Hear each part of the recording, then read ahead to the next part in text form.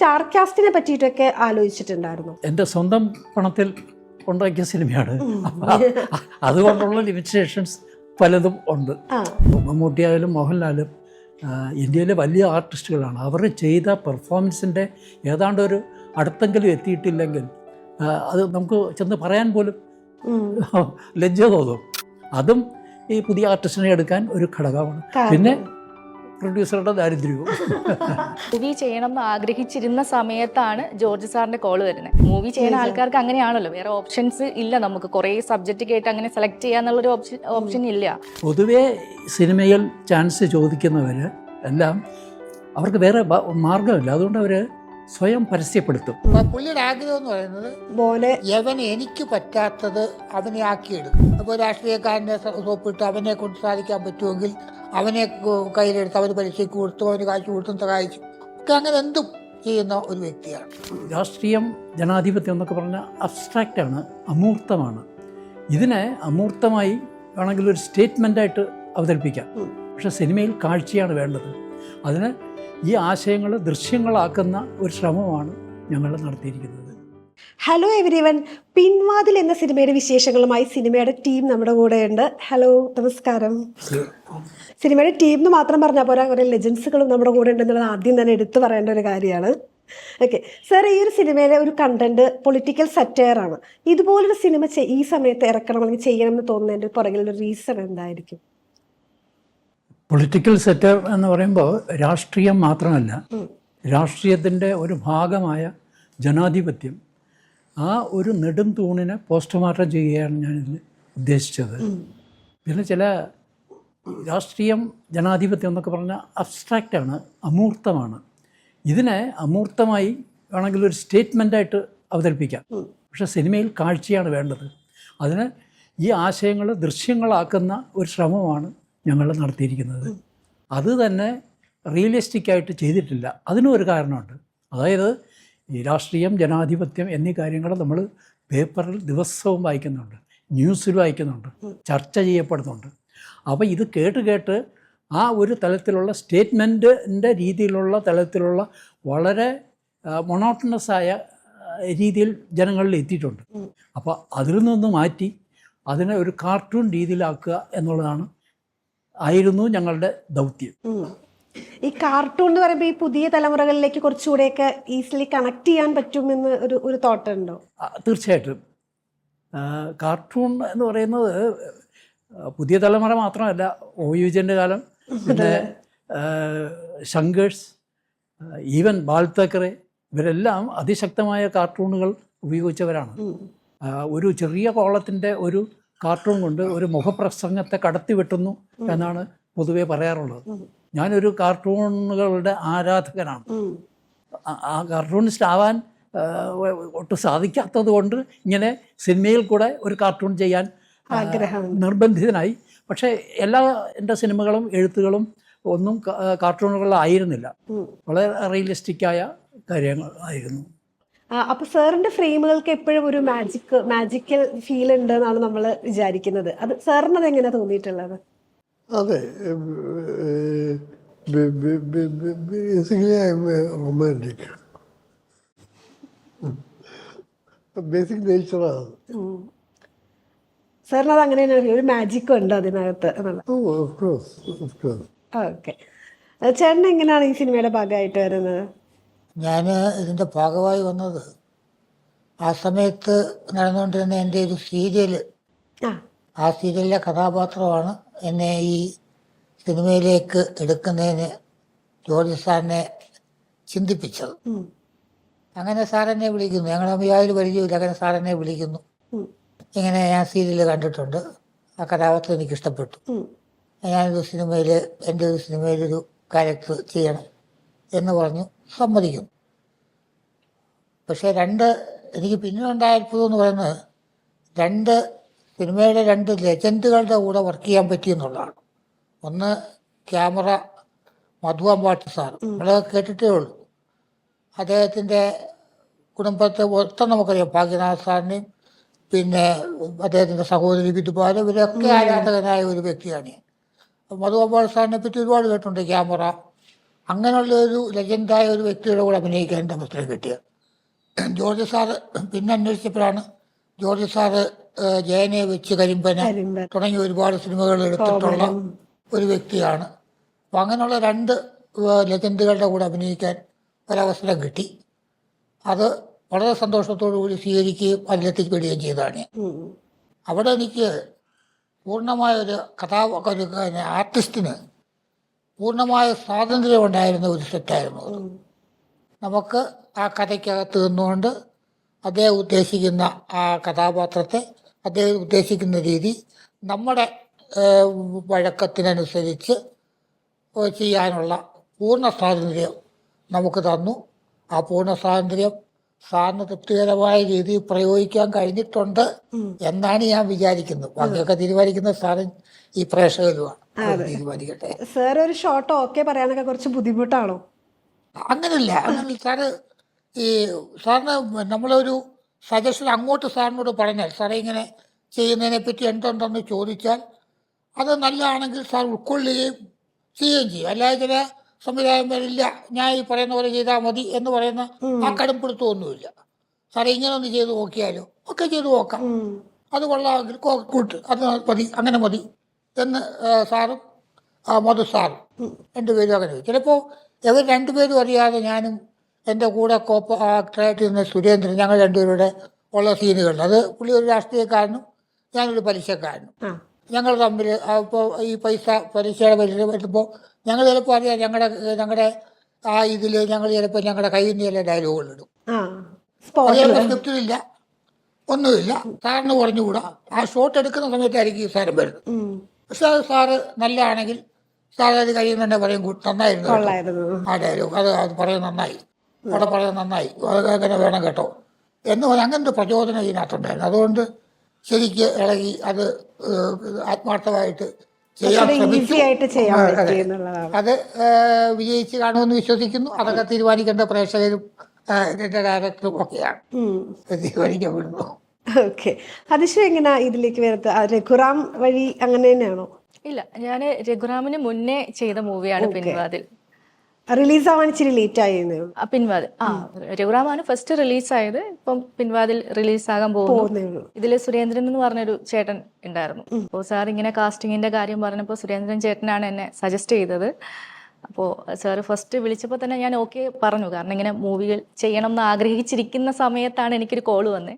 പിന്നെ മധു സാറിന്റെ പേരൊക്കെ കേട്ടോ എന്തായാലും ഞാൻ സ്റ്റോറി പോലും കേട്ടില്ല. ഓക്കെ സാർ ചെയ്യാന്ന് പറഞ്ഞു. ശരിക്കും മൂവി ചെയ്യണം എന്ന് ആഗ്രഹിച്ചിരുന്ന സമയത്താണ് ജോർജ് സാറിന്റെ കോള് വരുന്നത്. അപ്പൊ തന്നെ എന്താ വെച്ചാൽ മൂവി ചെയ്യണം എന്ന് ഇപ്പം ഏത് സബ്ജക്റ്റ് ആണെങ്കിലും ചെയ്യാന്ന്, മൂവി ചെയ്യുന്ന ആൾക്കാർക്ക് അങ്ങനെയാണല്ലോ, വേറെ ഓപ്ഷൻസ് ഇല്ല നമുക്ക്. കുറേ സബ്ജക്റ്റ് കേട്ട് അങ്ങനെ സെലക്ട് ചെയ്യാന്നുള്ളൊരു ഓപ്ഷൻ ഇല്ല. അപ്പൊ ആ സമയത്താണ് ജോർജ് സാറ് വിളിക്കുന്നത്. പിന്നെ മധു സാറ് DOP എന്ന് പറഞ്ഞപ്പോൾ തന്നെ ഓക്കെ സാർ ചെയ്യാം. എനിക്ക് സ്റ്റോറി പോലും ഞാൻ സത്യം പറഞ്ഞാൽ കേൾക്കാൻ നിന്നില്ല. ഇതുപോലെ തന്നെ ലൊക്കേഷനിൽ ചെന്നപ്പോഴാണെങ്കിലും നമുക്കൊരു ഫുൾ ഫ്രീഡം ഉണ്ട്. അങ്ങനെ സാറ് ഭയങ്കര സ്ട്രിക്റ്റ് ഒന്നും അല്ല. ഇപ്പൊ നമ്മൾ വിചാരിക്കും പണ്ടത്തെ ലെജൻസ് ഒക്കെ അവര് പറയുന്നത് നമ്മുടെ ഇൻസ്ട്രക്ഷൻസ് ആണ്, നമ്മൾ തിരിച്ചെന്തെങ്കിലും പറഞ്ഞാൽ സജഷൻസ് പറഞ്ഞാൽ അവർ എടുക്കുമോ എന്നൊക്കെ. സാറ് പക്ഷെ ഭയങ്കര കൂളായിരുന്നു, ഭയങ്കര സിമ്പിൾ ആണ്. ഇപ്പൊ മധു സാർ ആണെങ്കിലും നമുക്ക് എന്ത് ഡൗട്ട് വേണമെങ്കിലും ചോദിക്കാം സാറിനോട്. സാർ ഇങ്ങനെ ചെയ്യാമോ? സാർ ഓക്കെ ചെയ്യാം, ഒരു പ്രശ്നമില്ല. പക്ഷെ ഒരുപാട് സന്തോഷം എനിക്ക് തോന്നുന്നു. ഇപ്പൊ പിൻവാതിൽ ചെയ്തത് കൊണ്ടാണ് എനിക്ക് രഘുറാമിലേക്ക് ഒരു എൻട്രി കിട്ടിയത്. തിരിച്ചാണ് ശരിക്കും. അപ്പൊ അതിൽ ഒരുപാട് സന്തോഷം സാറിന്റെ കൂടെ വർക്ക് ചെയ്യാൻ പറ്റിയതിൽ. Okay. Is this your first Malayalam movie? Yeah. Right. Okay. How was Malayalam industry? Oh, it is beautiful. It's like my dream industry to work here. Okay. സാറിന്റെ ഫ്രെയിം വെക്കുമ്പോൾ നമ്മൾ പറഞ്ഞ ഒരു മാജിക് ഉണ്ടെന്ന് പറഞ്ഞതുപോലെ ഈ സിനിമയിൽ നമുക്ക് വേണ്ടി എന്തെങ്കിലും ഒരു മാജിക് ഒളിപ്പിച്ച് വെച്ചിട്ടുണ്ടോ? റിയലിസ്റ്റിക് അപ്രോച്ച് ആയിരുന്നു ബേസിക്കലി.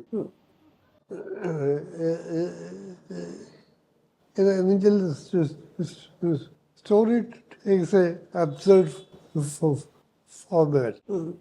അപ്പോൾ അബ്സർഡ് ഫോർമാറ്റ് ഓഡിയൻസിലേക്ക് എത്തണമെങ്കിൽ റിയലിസ്റ്റിക് ലുക്ക് ആയിരിക്കും കൂടുതൽ ആപ്റ്റ് ആവുന്നത്. അതെ, ജോർജോട് സംസാരിച്ചു, ജോർജ് എഗ്രി ചെയ്തു.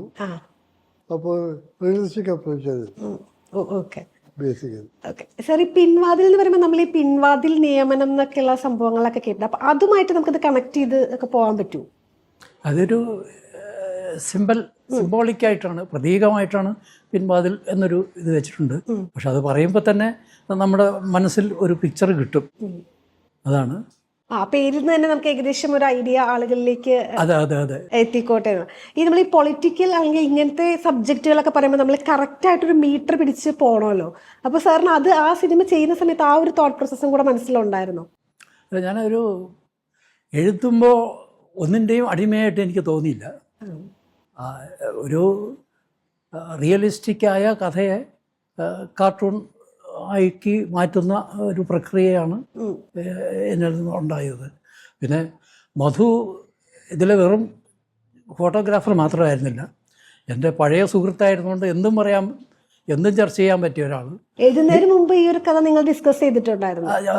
വളരെ കുറച്ചേ ഉള്ളൂ, പക്ഷെ മിക്കവാറും സെറ്റിൽ വെച്ചിട്ടാണ് ഡിസ്കഷൻ. അപ്പോൾ ആ സ്പോട്ടിൽ തന്നെ പലതും മധുവിൻ്റെ കോൺട്രിബ്യൂഷൻസ് ഒരുപാടുണ്ടായിരുന്നു. അത് സ്ക്രിപ്റ്റിൽ മാത്രമല്ല, സംവിധാനത്തിൻ്റെ കാര്യത്തിലും. ചിലപ്പോൾ ഈ വലിയ സീനുകൾ പെട്ടെന്നൊന്ന് മധു രണ്ട് മൂന്ന് ഷോട്ടുകൾ വെച്ചിട്ട് ഇത് മതിയെന്ന് പറയും, നോക്കുമ്പോൾ കറക്റ്റായിരിക്കും.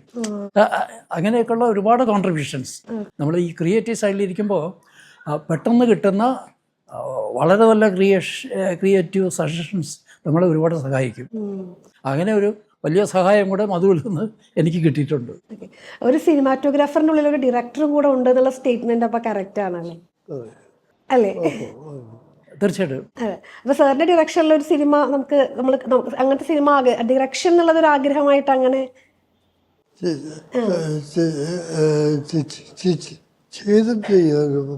പടം ഓക്കെ എന്നോട് ഇതൊക്കെ വേണ്ടിയിട്ട് ഇംഗ്ലീഷിൽ ചെയ്തു.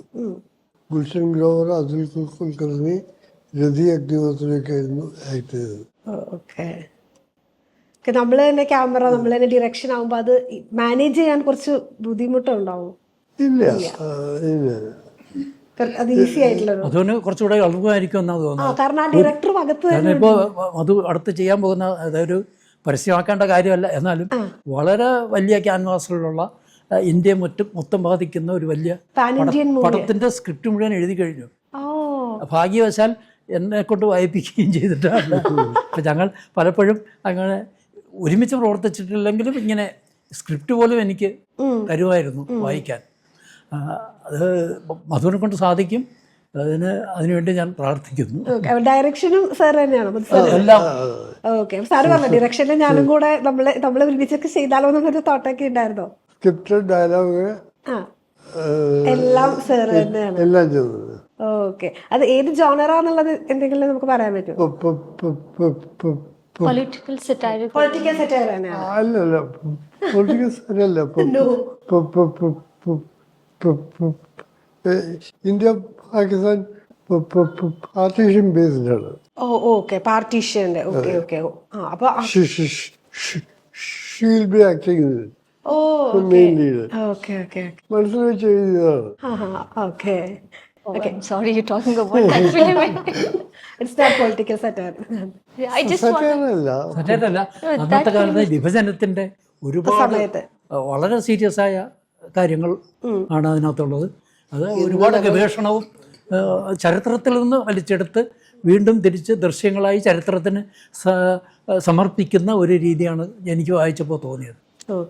അതൊരു വളരെ ഒരുപാട് കഠിനാധ്വാനം ചെയ്താലേ അതൊരു സിനിമയായിട്ട് മാറുള്ളൂ. അത് മധുവിന് കഴിയും. ഇന്നലകൾ ഇല്ലാത്തവർന്നാണ് ടൈറ്റിൽ ഓക്കെ. ഉടനെ തന്നെ പ്രൊജക്ട് നമുക്ക് അല്ലെങ്കിൽ ഓണാവോ? ഉടനെ ഉണ്ടാവില്ല, എക്സ്പെൻസീവ് ആയിരിക്കും അത്. ഓക്കെ. അപ്പൊ കുറച്ച് സമയം എടുത്ത് കാസ്റ്റിംഗ് ഒക്കെ നമ്മുടെ സാറിന്റെ മനസ്സിലുണ്ടോ? ആരൊക്കെ ആയിരിക്കും? ഉണ്ട്. നമുക്കിപ്പോ നമുക്കത് പബ്ലിഷ് ചെയ്യാൻ പറയാറായിട്ടില്ല. Okay okay. സാർ ഇപ്പോൾ ഈ മൂവി ചെയ്യുന്ന സമയത്ത് അത് ധാരാളം നല്ല സിനിമകൾ നേരത്തെ ചെയ്തു വെച്ചിരുന്ന ആളാണ്. അപ്പോൾ കുറച്ചുകൂടെ സ്റ്റാർ കാസ്റ്റിനെ പറ്റിയിട്ടൊക്കെ ആലോചിച്ചിട്ടുണ്ടായിരുന്നു? ഇല്ല, ഇത് എൻ്റെ സ്വന്തം പണത്തിൽ ഉണ്ടാക്കിയ സിനിമയാണ്. അതുകൊണ്ടുള്ള ലിമിറ്റേഷൻസ് പലതും ഉണ്ട്. പക്ഷെ ചെയ്തു വന്നു കഴിഞ്ഞപ്പോൾ ഇതായിരുന്നു ശരിയായ വഴിയെന്ന് എനിക്ക് തോന്നുന്നു. പിന്നെ ഈ വലിയ സ്റ്റാർസിനെ ഇടുമ്പോൾ അവർ ചെയ്ത മമ്മൂട്ടിയായാലും മോഹൻലാലും ഇന്ത്യയിലെ വലിയ ആർട്ടിസ്റ്റുകളാണ്. അവർ ചെയ്ത പെർഫോമൻസിൻ്റെ ഏതാണ്ട് ഒരു അടുത്തെങ്കിലും എത്തിയിട്ടില്ലെങ്കിൽ അത് നമുക്ക് ചെന്ന് പറയാൻ പോലും ലജ്ജ തോന്നും. അങ്ങനെയുണ്ട്. പുതിയ ആർട്ടിസ്റ്റ് ആണെങ്കിൽ അവർ വളരെ ഈസി ആയിട്ട് ഈ കഥാപാത്രമായിട്ട് മാറും. അങ്ങനെ ഒരു ഒരു ട്രാൻസ്ഫോർമേഷന് അവരെ സഹായിക്കും. അതും ഈ പുതിയ ആർട്ടിസ്റ്റിനെ എടുക്കാൻ ഒരു ഘടകമാണ്. പിന്നെ പ്രൊഡ്യൂസറുടെ ദാരിദ്ര്യവും ഉള്ളതുപോലെ പറയാം. ഇപ്പൊ പുതിയ ഡയറക്ടേഴ്സിന്റെ കൂടെ ഇപ്പൊ ഈ ലെജൻസിന്റെ കൂടെ രണ്ടുപേരുടെ കൂടെ വർക്ക് ചെയ്യുന്നത് എന്തൊരു ഡിഫറൻസ് ആണ് ഫീൽ ചെയ്യുന്നത്? ഇല്ല, സാറിൻ്റെ ഒക്കെ കൂടെ വർക്ക് ചെയ്തപ്പോൾ അത്രയും വർക്ക് ചെയ്ത ഒരു എക്സ്പീരിയൻസ് ഉണ്ടല്ലോ, നമുക്ക് കുറേ കാര്യങ്ങൾ പഠിക്കാൻ പറ്റും. സാറ് ആണെങ്കിൽ എന്നുവെച്ചാൽ നമുക്കിപ്പോൾ സ്ക്രിപ്റ്റ് പറഞ്ഞു തന്നെയാണെങ്കിൽ നമുക്ക് എന്ത് ഡൗട്ട് വേണമെങ്കിലും നമുക്ക് ചോദിക്കാൻ പറ്റും. പുതിയ ഡയറക്ടേഴ്സും അങ്ങനെ തന്നെയാണ്. എന്നിരുന്നാൽ കൂടി സാറിൻ്റെ ഒക്കെ കൂടെ വർക്ക് ചെയ്യാൻ പറ്റിയത് ഭയങ്കര ഒരു ഭാഗ്യമാണ്, വലിയ കാര്യമായിട്ട്. അത് പിന്നെ തീർച്ചയായിട്ടും അതായത് ഫസ്റ്റ് മൂവിയിൽ തന്നെ ഇങ്ങനെ നമുക്കൊരു ചാൻസ് കിട്ടുക എന്ന് പറയുന്നത്. ഫസ്റ്റ് കോള് വന്നെന്ന് പറഞ്ഞില്ല, അപ്പൊ സാർ ആണെന്ന് പറഞ്ഞപ്പോ അത് ഫേക്ക് കോൾ ആണോ ഒരു നിമിഷം അങ്ങനെ എന്തെങ്കിലും? എനിക്കൊരു ഡൗട്ട് ഉണ്ടായിരുന്നു, എന്നെ തന്നെയാണോ വിളിച്ചേ? അപ്പൊ ഇങ്ങനെ സുരേന്ദ്രൻ ചേട്ടൻ്റെ കൂടെ ഞാൻ ഓൾറെഡി വർക്ക് ചെയ്തിട്ടുണ്ട്. അപ്പൊ പേര് പറഞ്ഞപ്പോഴത്തേക്കും നമുക്കത് ഭയങ്കര ഒരു സന്തോഷം, കണക്ട് ആയി. ചേട്ടാ, ഈ പോസ്റ്ററിനകത്താണെങ്കിൽ ചേട്ടന്റെ ഫേസ് ഭയങ്കര ആശ്ചര്യമൊക്കെ ആയിട്ട് നിൽക്കുന്ന ഒരു സംഭവമൊക്കെ ഉണ്ട്. അപ്പൊ ക്യാരക്ടറിന്റെ ഒരു സ്വഭാവം ഒന്ന് റഫായിട്ട് പറയാൻ പറഞ്ഞാൽ എങ്ങനെയായിരിക്കും പറയാ? ക്യാരക്ടർ പുള്ളി ഒരു പണ്ട് സിനിമാ മൂവിയായിരുന്നു. സിനിമയിൽ അഭിനയിക്കണം, പോസ്റ്ററിനകത്തൊക്കെ പുള്ളിയുടെ പടം വരണം എന്നൊക്കെ ആഗ്രഹിച്ച് പുള്ളി ഇവിടുന്ന് കോടമ്പാക്കത്തൊക്കെ പോയി ഒന്നും ആവാതെ തിരിച്ചു വന്നൊരു വ്യക്തി. വന്നിട്ട് പുള്ളി ഒരു പലിശയ്ക്ക് കൊടുപ്പാണ് പരിപാടി, പലിശയ്ക്ക് കൊടുപ്പാണ്. പുള്ളിയുടെ മനസ്സിലാഗ്രഹം, പുള്ളിക്ക് ഒരു മോനുണ്ട്, മോനെന്നാണ് പുള്ളി ധരിക്കുന്നത്. അതിപ്പോൾ കഥയാണ്, മോനാണ്. അപ്പൊ പുള്ളിയുടെ ആഗ്രഹം എന്ന് പറയുന്നത് യവന് എനിക്ക് പറ്റാത്തത് അവനെ ആക്കിയെടുക്കും. എല്ലാ അച്ഛനമ്മമാരുടെയും ആഗ്രഹം. എനിക്ക് പറ്റാത്ത പോലെ അവനൊരു വലിയ സ്റ്റാർ ആവണമെന്നും അവന്റെ പടം ഈ രാജ്യത്തുള്ള എല്ലാ പോസ്റ്ററുകളിലും വരണമെന്നും ഒക്കെ ആഗ്രഹമുള്ള ഒരു വ്യക്തിയാണ്. അങ്ങനെ ഒരുപാട് ആഗ്രഹങ്ങളുള്ള ഒരു വ്യക്തി. അതിനുവേണ്ടി അതെങ്ങനെയൊക്കെ വരുന്നതാണ് നമ്മുടെ സിനിമ. പുള്ളി എന്ത് മാർഗവും സ്വീകരിക്കും. അപ്പോൾ രാഷ്ട്രീയക്കാരനെ സോപ്പിട്ട് അവനെ കൊണ്ട് സാധിക്കാൻ പറ്റുമെങ്കിൽ അവനെ കയ്യിലെടുത്ത് അവന് പലിശയ്ക്ക് കൊടുത്തും അവന് കാശ് കൊടുത്തും സഹായിച്ചും ഒക്കെ അങ്ങനെ എന്തും ചെയ്യുന്ന ഒരു വ്യക്തിയാണ്. അങ്ങനെയുള്ള ഒരു കഥാപാത്രമാണ്. സാറിനോട് ഇതുപോലെ അവസരങ്ങൾ ചോദിച്ച കുറേ ആളുകൾ ഉണ്ടായിട്ടുണ്ടാവും. അപ്പൊ അതിൽ ആരെങ്കിലും ഒരാളെ ആ സമയത്ത് ഓർമ്മ വന്നതുകൊണ്ടാണോ ഇത്തരം ഒരു കഥാപാത്രത്തിലേക്ക് വന്നത്? നമ്മള് അവസരം ചോദിച്ചു വന്നവരല്ല, പൊതുവെ ഇവരുടെ ജീവിതം എൻ്റെ ഞാൻ കോടമ്പാക്കത്ത് വളരെ കാലം താമസിച്ചിരുന്നു. വളരെ അതിനടുത്താണ് ചുറ്റുപാടും സ്റ്റുഡിയോസും ഒക്കെ. സിനിമ എപ്പോഴും എൻ്റെ ചുറ്റും ഉണ്ടായിരുന്നു. അങ്ങനെ സിനിമ മനസ്സിലാക്കി ഞാനും ആ സ്റ്റുഡിയോസിൽ പോയി ഷൂട്ട് ചെയ്യുമായിരുന്നു. അസിസ്റ്റന്റ് ഡയറക്ടറായിട്ടും എഴുത്തുകാരനായിട്ടും. അങ്ങനെ ആ ജീവിതം എനിക്ക് വളരെ നന്നായിട്ട് അറിയാവുന്ന ഒരു ജീവിതമായിരുന്നു. അല്ല, ഇതുപോലെ ഇങ്ങനെ സിനിമാ മോഹമായിട്ട് കോടമ്പക്കത്ത് വന്ന് നിൽക്കുന്ന ആളുകളെയൊക്കെ കുറെ കണ്ടിട്ടും? തീർച്ചയായിട്ടും ഒരുപാട് പേരെ കണ്ടിട്ടുണ്ട്. പലരും ആ തൊഴിൽ വിട്ടിട്ട് വേറെ പല തൊഴിലുകളും ചെയ്ത് സമയം കഴിയും. അതെ, നന്നായിട്ടുണ്ട്, മോശമായിട്ടുണ്ട്. അല്ല, അപ്പൊ ഈ കഥ എഴുതുമ്പോഴത്തേക്കും ആ ഒരു ഓർമ്മകളും കൂടി അതിലേക്ക് വന്നിട്ടുണ്ടായിരുന്നു? തീർച്ചയായിട്ടും വന്നിട്ടുണ്ട്. പിന്നെ ഈ പൊതുവെ സിനിമയിൽ ചാൻസ് ചോദിക്കുന്നവർ എല്ലാം അവർക്ക് വേറെ മാർഗമില്ല. അതുകൊണ്ട് അവർ സ്വയം പരസ്യപ്പെടുത്തണം.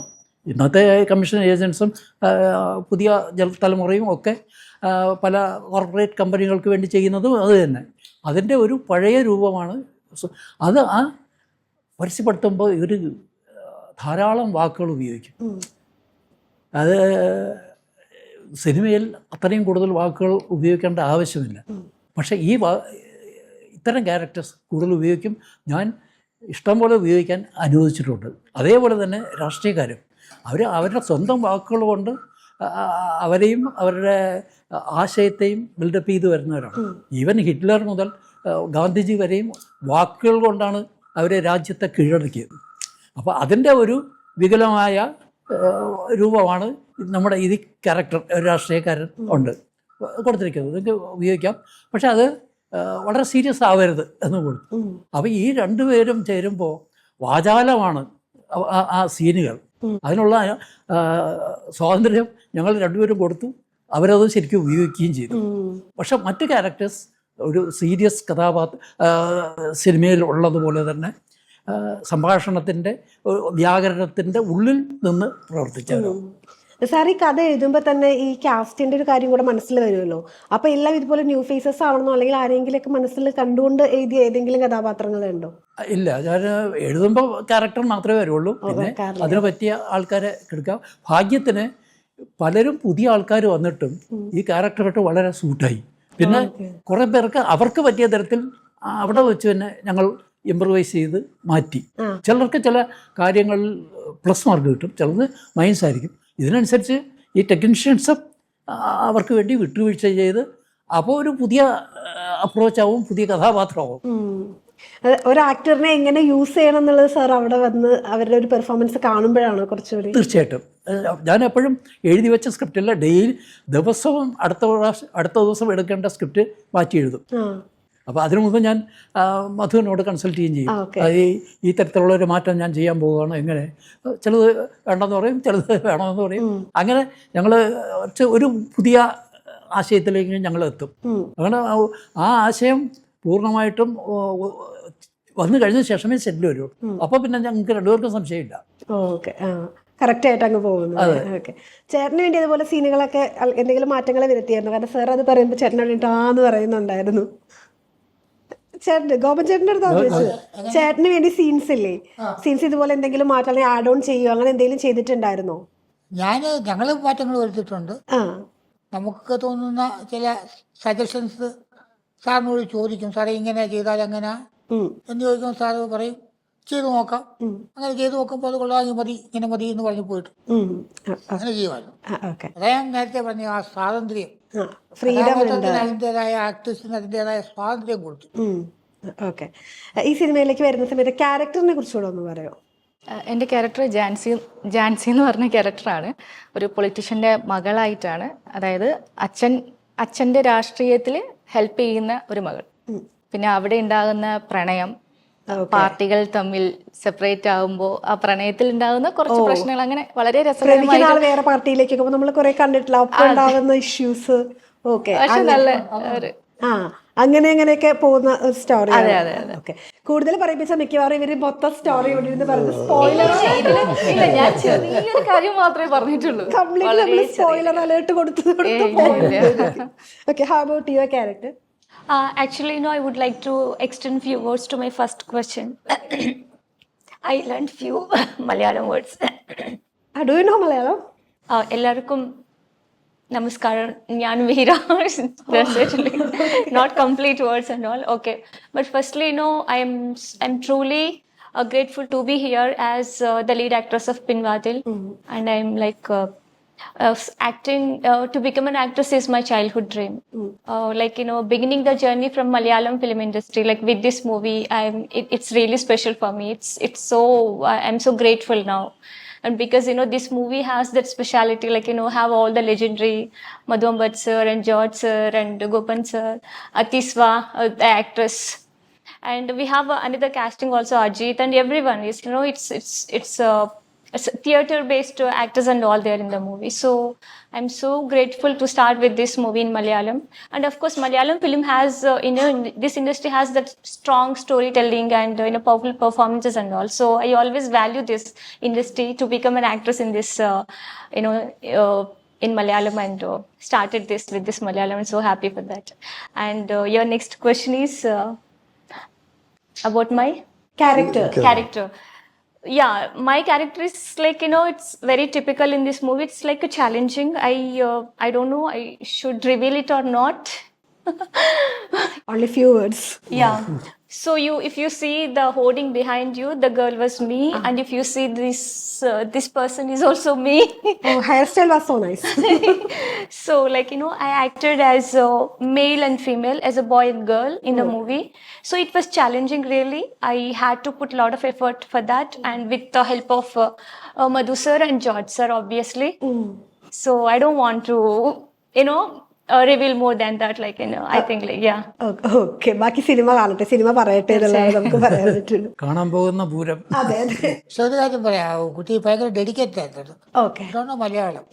പക്ഷേ നമ്മൾ ആ ഡയലോഗുകൾ ഇംഗ്ലീഷിൽ എഴുതി കൊടുക്കുന്നത് അത് കൃത്യമായിട്ട് മെനക്കെട്ടിരുന്ന് പഠിച്ച് അപ്പം നമ്മളത് ഞങ്ങൾ തമ്മിലുള്ള കോമ്പിനേഷനൊക്കെ വരുമ്പോൾ നമ്മളെന്തെങ്കിലും അഡീഷണൽ ഇട്ടാൽ ഞാനിങ്ങനെ പറയും കേട്ടോ, അപ്പം നീ ഇങ്ങനെ പറയണം എന്ന് പറഞ്ഞു കൊടുത്താൽ അതൊക്കെ ഉൾക്കൊണ്ട് വളരെ മനോഹരമായിട്ട് ഡെഡിക്കേറ്റഡ് ആയിട്ട് ചെയ്തു. അവിടെ ഒരു സിൻസിയറിറ്റി വർക്കിനകത്ത്. മറ്റൊന്നും കൂടെ ഉണ്ട്, ഇതിൽ അഭിനയിക്കാൻ വന്നപ്പോൾ വളരെ നീണ്ട സുന്ദരമായ മുടിയായിരുന്നു. പക്ഷെ ഈ ക്യാരക്ടറിന് വേണ്ടി കട്ടിണമെന്ന് അത് വിഗ് മതിയായിരുന്നു സാധാരണഗതിയിൽ. പക്ഷേ ആ റിയാലിറ്റിക്ക് വേണ്ടി സിൻസിയറായിട്ട് ആ പ്രതിബദ്ധത കാണിച്ചത് മുടി മുറിച്ചു. സാർ വന്നപ്പോഴേ പറഞ്ഞു ഹെയർ കട്ട് ചെയ്യണമെന്ന്. അല്ല, ആദ്യം പറഞ്ഞില്ല, ഒന്ന് 2 ദിവസം കഴിഞ്ഞ പുതിയ ഈ ടൗണിൽ നിന്ന് വന്ന ഒരു കുട്ടി എങ്ങനെ ഈ ഗ്രാമം കാണും മനസ്സിലാക്കണം എന്ന് വിചാരിച്ചിട്ട് 2 ദിവസം വെറുതെ ഇരുന്നു. അത് കഴിഞ്ഞ ശേഷമാണ് ഇങ്ങനെ വന്നപ്പോൾ സമ്മതിച്ചു. അത് യാതൊരു സന്തോഷത്തോടു കൂടി സമ്മതിച്ചു. അത് ഒരു സാക്രിഫൈസ്. ഇനിയൊരു ത്യാഗം പറയേണ്ടത് മധുവിൻ്റെ കാര്യമാണ്. അപ്പോൾ ഞങ്ങളുടെ ഷൂട്ടിംഗ് നടന്നുകൊണ്ടിരുന്ന സമയത്താണ് തമിഴ്നാട് ഗവൺമെൻറ്റിൻ്റെ ഒരു പുരസ്കാരം, ജീവിതം മുഴുവനുള്ള സംഭാവനയ്ക്ക് വേണ്ടിയുള്ള പുരസ്കാരം സ്റ്റാലിൻ തന്നെ കൊടുക്കുന്നു. അത് കിട്ടിയത് മധു അമ്പാട്ടനാണ്. പക്ഷേ ഒരു ദിവസത്തെ ലീവ് എടുത്തിട്ട് അവിടെ ചെല്ലണം. ഞാൻ പറഞ്ഞു തീർച്ചയായിട്ടും മധു പോകണം, ഞങ്ങൾ കാത്തിരിക്കാം. ഒറ്റ ദിവസം അത് പോയില്ല. അത് പോയി കഴിഞ്ഞാൽ ഇതിൻ്റെ ബാലൻസ് നഷ്ടപ്പെടുമെന്നുള്ളത് എത്രയോ വർഷത്തെ എക്സ്പീരിയൻസ് കൊണ്ട് അദ്ദേഹം മനസ്സിലാക്കി. ഞങ്ങളുടെ ഒരു ദിവസം ഷൂട്ട് മുടങ്ങിയാലുള്ള അതെ. അപ്പോൾ അത് വളരെ നന്ദിയോടുകൂടി മാത്രമേ എനിക്ക് ഇപ്പോഴും ഓർമ്മിക്കാൻ സാധിക്കൂ. Okay. I just want to interrupt you once, and George sir is saying, so sweet person, like he's saying about other sacrifice and all, like of course, but recently our producer Preeti ma'am, like George sir misses actually, she has passed away like just a week back. It's not even 10 days also, but still they came back. They didn't even stop the promotions, and the whole family, George sir, our director, and Ajit, our hero, Anu, again, executive producer, everyone, the whole family is really, hats off to the family. Okay, എനിക്ക് തോന്നുന്നു ഞാൻ തുടക്കത്തിലേ പറഞ്ഞിട്ടാണ് ലെജൻസിന്റെ കൂടെയാണ് നമ്മൾ ഇരിക്കുന്നത് എന്നുള്ളത്. അപ്പം അത് എന്തുകൊണ്ട് ഞാൻ അങ്ങനെ പറഞ്ഞു എന്നുള്ളത് ഇപ്പം എനിക്ക് തോന്നുന്നു നമ്മൾ ഈ സംസാരിച്ച് കഴിയുമ്പോഴത്തേക്കും അത് പറഞ്ഞ കാര്യം ഒന്നുകൂടെ കണക്റ്റ് ആവുന്നുള്ളത് നമ്മുടെ ഇപ്പം ന്യൂ ജനറേഷനിലുള്ള ആളുകൾക്ക് കൂടി മനസ്സിലാവും എന്ന് തോന്നുന്നു. ഓക്കെ, എനിവേ എന്തായാലും സിനിമ തിയേറ്ററുകളിലേക്ക് എത്താൻ പോവുകയാണ്. എല്ലാവിധ സക്സസ്സും ഉണ്ടാവട്ടെ. Thank you very much.